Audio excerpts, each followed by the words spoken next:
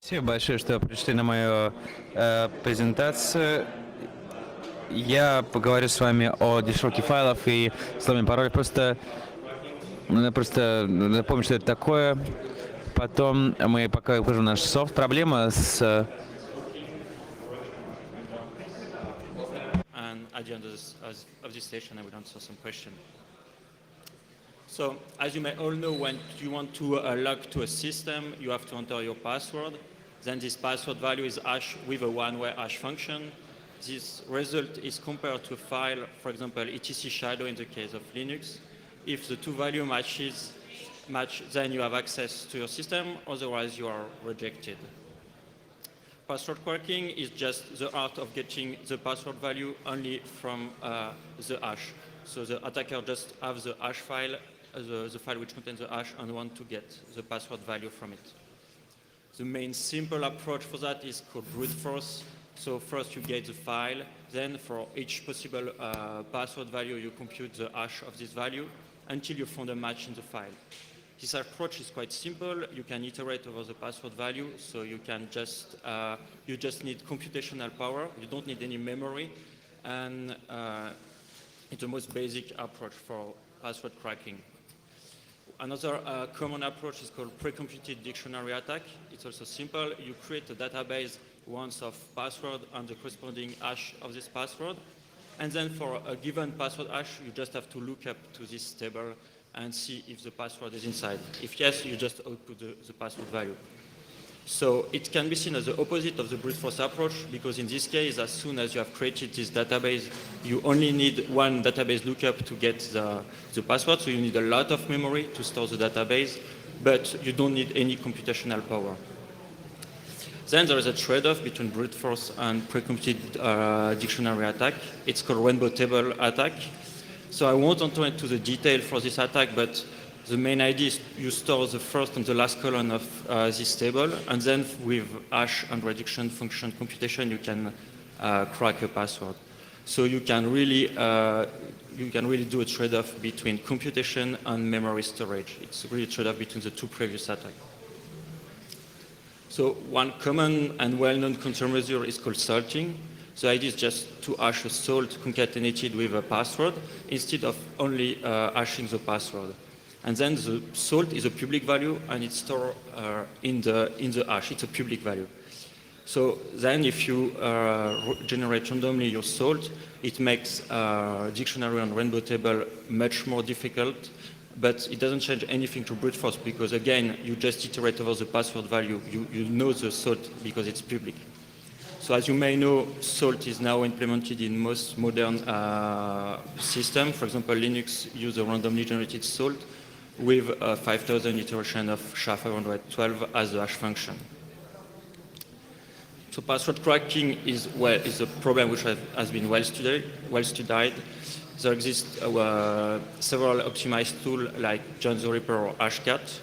There is a password hashing competition happening those days to select new algorithm with more desirable property. And also you've maybe seen the hash runner contest during PH days last week, which was also a password cracking contest. Now something a bit different, EncryptFS. So EncryptFS is a file encryption software. It's included in the Linux kernel, and it's used by default for home folder encryption in Ubuntu. Meaning that when you install your system, if you check this encrypt my home folder checkbox, you will use EncryptFS to encrypt your home folder. To do that, a passphrase is randomly generated, and this passphrase will be used for file encryption and decryption with AES by default. This passphrase must be encrypted and stored on the hard disk. It is done in the raw passphrase file. And in EncryptFS, the process of passphrase encryption is called key wrapping. So to wrap a key, it's quite simple. You input a salt on the password. You hash it 65,536 times with SHA-512. The 16th first byte of the result will be the wrapping key. Then you hash the intermediate result one more time, and you obtain a signature. This signature will be stored in the raw passphrase file at the beginning of the file.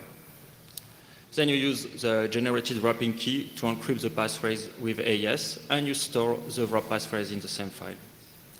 So if you read your wrap passphrase file, you will see at the beginning the signature in green, and then the wrap passphrase in red. To unwrap the key and then use it for file decryption, it's quite similar. You input a salt and a password. You hash it 65,536 times. You output the wrapping key. You hash the intermediate result one more time, and you obtain a signature. Then you compare the signature with the signature stored in the file. If there is a match, you know that you have generated the correct wrapping key. So as I showed you before, EncryptFS uses salt, which is a good thing. However, this salt is by default always the same if it is not, if another value is not written in a config file in the home folder. And this default value will be 001122, etc. And it will be the same for all the installation of EncryptFS. And if you want to use EncryptFS for the whole home folder encryption, you must use the default salt value because you cannot create your config file in your home folder because it will be encrypted. And in addition, in Ubuntu, the wrapping password is directly the user password for simplicity. So that the user just log in once, his password is used for login, and then it's used for file decryption. Meaning that with the default salt behavior, dictionary and rainbow table attack are possible against the user password directly from the key signature. So that's what we did. And during our research, we noticed that EncryptFS signature cracking was already being implemented in the Jumbo version. So you just have to tell John the Ripper that it's EncryptFS signature. Then you have the default salt value and then the key signature. More simple, there is even a Python script which helps you to extract this key signature from the wrap passphrase file directly to the John the Ripper format. So it was quite easy. We ran this software on the famous ROQ file, which contains 40 million common passwords with the default salt value. So it took us 1 month on the standard computer, but we made this dictionary available on our GitHub, so now it can be used for to reverse a hash instantly. You just need to get this dictionary. So the default salt problem has already been noticed in a previous bug, which has opened last year and not solved. But from our finding about Ubuntu, a new CVE has been opened, and it has been quickly corrected by the EncryptFS developer. Oh, sorry. What they did is that they created a new file version, which starts with 3.02. And in the new version, the salt is randomly generated with, from the urandom source. And the salt is by default stored in the wrap passphrase file. And as soon as you have updated your system, if you log off and log in again, then your file will be automatically converted because the passphrase won't change, just the file format which will change. So with the correction, the hashing speed is less, the signature is less attractive for password cracking because you need to crack 65,000 iteration of SHA-512 compared to the 5,000 iteration for standard Linux login system. But by the way, we update John the Ripper Python script for future research to crack this new file format. So to check that your system has been updated, you again open the wrap passphrase file, and you can see that it starts with 3.02. Then you have the randomly generated salt, and then again the signature and the passphrase.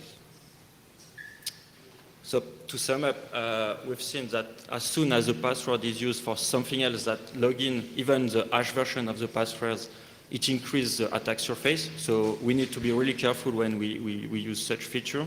And in the future, we would be interested to see if a new key derivation function like the standard PBKDF2 or other incoming PhD candidates could be more interesting for this situation.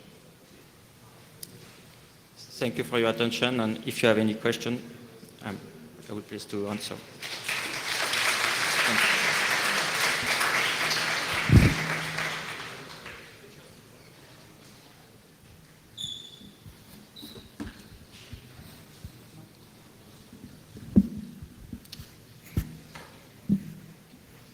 No question?